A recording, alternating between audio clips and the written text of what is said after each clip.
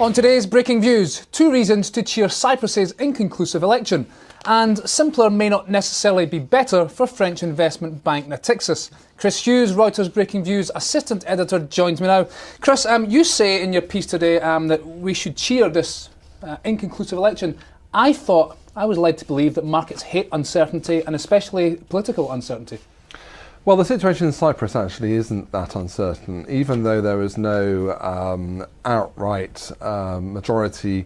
What is emerging is that there'll be another vote, and broadly you can see in the result that the people are okay with the bailout. Everyone's okay with the bailout, surely. Bailouts are normally not cost-free options. True. They come with some pain. So the lead Democratic Party and the People's Party, they're both broadly in the camp of okay, we recognise the need to take bailout money from Europe. The difference is really about how much pushback to put on the conditions attached. So you can actually see it as a vote broadly in support of the European project. There's a sort of consensus that accepts the need to take some pain in return for the bailout. I mean, the difference is over whether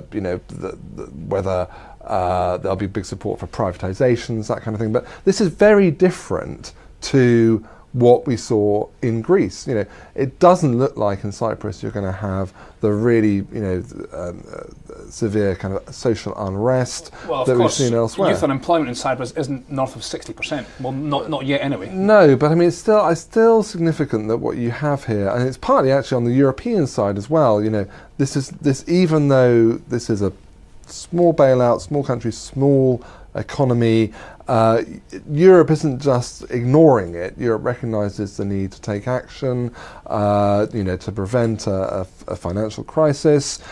So Europe is, on standby with a bailout too. So, compared to what we've seen in terms of the rather chaotic mismanagement of the European sovereign crisis, this is with pushback as well from the people taking the bailout.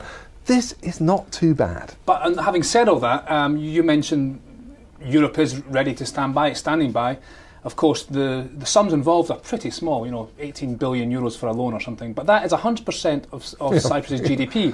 And the reason that Europe is moving so slowly on this is really it knows that once it pays it, it's not going to get it back. Well. Essentially. Well. Depends over what timescale. But also you have to factor in no country is ever going to be able to pay back 100% of GDP. You factor in the cost as well of inaction. You have to look at it, much more broadly than that. You cannot just, pull the plug on a member of the European Union. Indeed. Okay, on to French bank Natixis. Now, the shares, just before we came on, they were up 20% today. This is on a restructuring plan. 20% seems quite excessive, no? Well, it's actually the size of a mega dividend that Natixis is going to pay out. This is quite a complicated story, but basically Natixis is restructuring itself, so it's breaking free from the sort of cooperative bank parent. There's a quid and there's a pro quo here. Natixis, as a result, will lose retail banking exposure, and also it will lose a sort of sort of capital support from that. It becomes more of a pure play investment bank.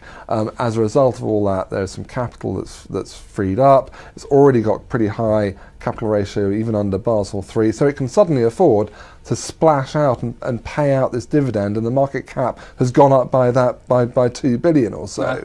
So that explains this thumping great share price rise in Natixis, which actually doesn't normally dominate the financial headlines. Now, Chris, is remaining Natixis, this new pure wholesale banking entity, is that any more attractive long term as something to invest in?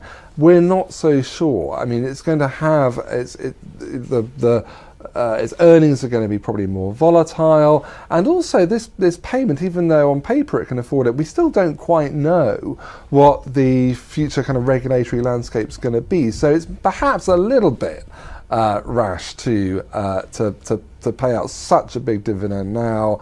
It might have been better to keep back some of that as a bit of capital cushion. So whether this share price rise should be interpreted as, hey, rush into Unitixis, we're not so sure. OK, Chris, thank you very much. That's all for now. And that was, of course, Reuters Breaking Views, Chris Hughes. Well, for more agenda-setting financial insight, watch our US Breaking Views show every day at 12:30 Eastern, 17:30 GMT. I'm Jamie McGeever. This is Reuters.